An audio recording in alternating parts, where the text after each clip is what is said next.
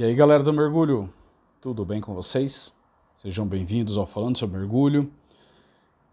E no vídeo de hoje eu queria conversar com vocês sobre esse livro aqui que eu estou lendo, Diver Down, do autor chamado Michel R. Enge, que o subtítulo é Acidentes de mergulho no mundo real e como evitá-los. Eu estou lendo a versão em inglês, mas foi lançado o ano passado uma versão em português desse livro e o título dele é Mergulhador em Perigo. Bom, esse livro veio muito a calhar no momento que eu estava assistindo aquele documentário a respeito das crianças que foram resgatados na Tailândia, The Rescue, e em que eles estão entrevistando o mergulhador, aquele mergulhador inglês que foi o primeiro a localizar as crianças, né? Tem os vídeos aí na internet. O nome dele é Ricky Stanton, acho que é isso que como pronuncia também, não sei exatamente. E eles dão uma pequena ênfase no começo ali do documentário no fato de que ele é solteiro e não tem filhos. E a entrevistadora pergunta para ele se o fato dele ser mergulhador e mergulhador de caverna, enfim, que se ele se coloca nesses riscos, seria um fator que impediria ele de ter relacionamentos. E aí ele pensa um pouco, ele dá uma resposta que eu achei muito legal. Ele diz assim, alguma coisa assim: não é porque a gente faz algo que pareça perigoso que a gente faz de uma maneira perigosa. E aí ele completa, mas respondendo a sua pergunta, né, a pergunta da entrevistadora, sim, eu acho que sim. Enfim, e aí, como eu estava dizendo, essa afirmação dele veio muito a calhar com esse livro que eu estou lendo, porque esse livro ele tem uma pegada mais ou menos como aquela da aviação, em que se procura, após um acidente, não procurar culpados, mas procurar as causas e a melhor maneira de evitar que esses acidentes aconteçam, quais são as habilidades e os cuidados que a gente deve ter. E o autor do livro, basicamente, ele foca, então, em narrar acidentes que aconteceram, tendo cuidado de preservar as vítimas e tudo mais. E ver as atitudes que elas tomaram e como as vítimas poderiam ter evitado aquele acidente. Mas antes de começar a analisar cada acidente, ele monta uma lista de regras de mergulho. E claro, ele coloca aquelas regras conhecidas por todos, né? Por exemplo, nunca segurar, a primeira regra, né? Nunca segurar a respiração, planejar o seu mergulho e mergulhar aquilo que foi planejado, ter o treinamento adequado, manejar o seu suprimento de gás. E depois ele discorre que existem algumas outras regras para mergulhadores um pouco mais experientes, como narcose mata, sempre use 3 fontes de luz, e assim ele segue, né?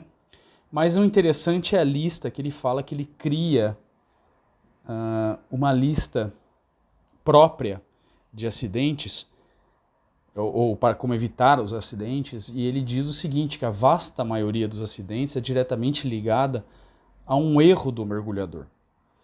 Claro que não é que aconteçam muitos acidentes, os acidentes de mergulho são até bem raros, mas se a gente puder evitar, melhor. E aí essa lista que eu achei interessante, a lista dele é mais ou menos assim.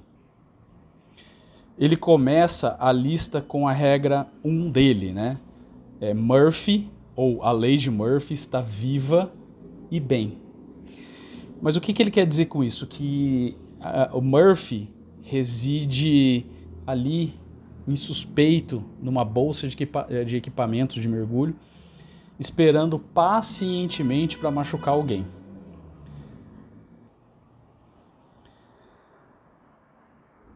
Que a falta de manutenção dos equipamentos, ou até o uso indevido de equipamentos, ou uma total falta de equipamentos naquele mergulho que foi planejado, aquele mergulho específico, pode causar um acidente. É o famoso não vai dar nada, né? E é mais ou menos o que diz o Reinaldo, meu instrutor, que o diabo mora nos detalhes. Então é ficar de olho nos equipamentos, porque Murphy, a lei de Murphy, está ativa. Depois ele segue com a segunda regra dele, de que ninguém inclui morrer nos seus planos de mergulho.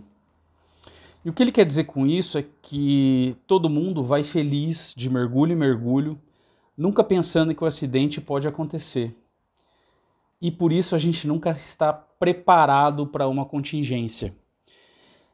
E aí então ele diz que a regra consiste no mergulhador, que o mergulhador deveria considerar cada infortúnio, cada erro ou acidente que pode acontecer em cada mergulho e considerar respostas efetivas caso essa contingência venha a ocorrer, ou seja, sempre ter um plano de emergência. E que aí a terceira regra é a regra de que o mergulho nunca fica melhor. E o que ele quer dizer com isso? Que nenhum mergulho ou nenhuma parte de um mergulho que comece mal vai melhorar, ao menos que o problema seja que causa esse mal no mergulho seja reconhecido e totalmente resolvido. Então, se nada for feito, ele não vai ficar melhor. Então ele comenta também que a violação a essa regra frequentemente gera uma reação em cadeia, que é o que ele comenta na próxima regra, que é ninguém pensa em te matar. Que essa regra é uma regra de vinda da aviação, né? E que muito raramente uma única causa específica produz uma lesão, uma fatalidade, tanto na aviação como no mergulho. Geralmente é um problema que fica grande porque ele já decorre de um problema anterior e assim sucessivamente, né? Ou assim sucessivamente para trás, criando uma corrente de eventos que leva ao pânico. E aí vem a próxima regra dele, que é o pânico é a primeira causa de fatalidades entre mergulhadores. E ele comenta, quando ele fala sobre essa regra, que a saúde humana ela é sempre capaz de se recuperar de uma aparente situação sem esperança, desde que o mergulhador mantenha-se no controle da situação e que os acidentes acontecem exatamente quando o mergulhador perde a capacidade de pensar ou raciocinar e perde o controle da situação, ou seja, entra em pânico. E aí ele comenta uma outra regra que é muito interessante, que ele diz que o briefing é para todos. Ele comenta que o número de acidentes que ocorrem por falha no briefing, seja falha em passar o briefing, seja falha em ouvir o briefing, ou seja falha em entender o briefing, é imenso.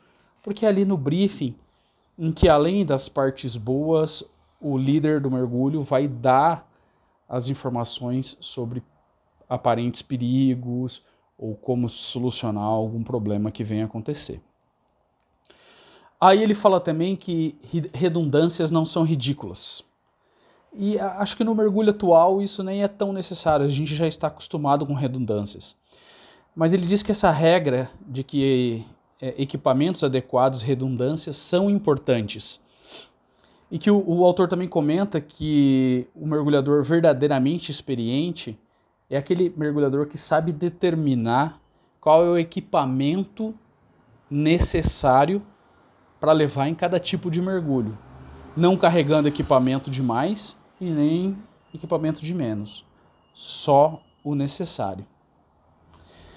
Ele comenta também, como a regra 8 dele, que é uma boa ideia poder ser visto e ouvido, especialmente quando se está a 20 quilômetros da costa, de modo que todo mergulhador deveria ter um sinalizador de superfície, né, o decomarker, um salsichão, enfim, aquela boia, para poder ser visto de longe, uma fonte de luz e um equipamento de som.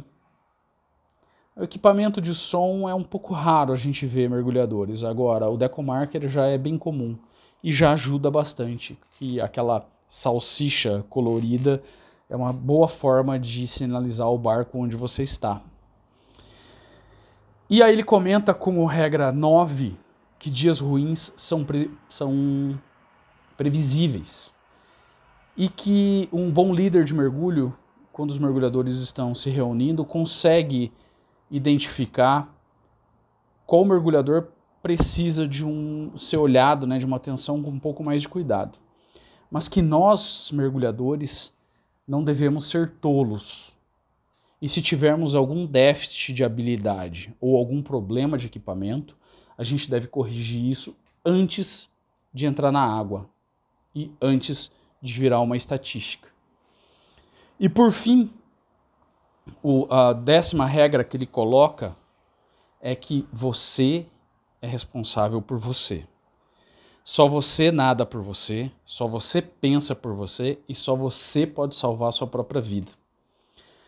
Que mesmo que seu dupla esteja ali, seja ele um dupla experiente ou um dupla novato, existe somente algumas coisas, ou seja, aquilo que o dupla pode fazer por você é algo muito limitado quando você está submerso.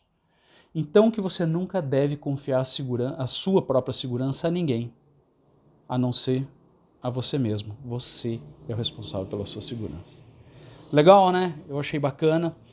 A minha ideia, depois de trazer essa lista de regras do mergulho que ele traz no começo do livro, como prefácio do livro, é falar sobre os acidentes e como evitá-los, que ele traz nesse livro. É uma análise muito legal, eu recomendo a todos. Beleza, galera? Um grande abraço e nos vemos aí num próximo vídeo.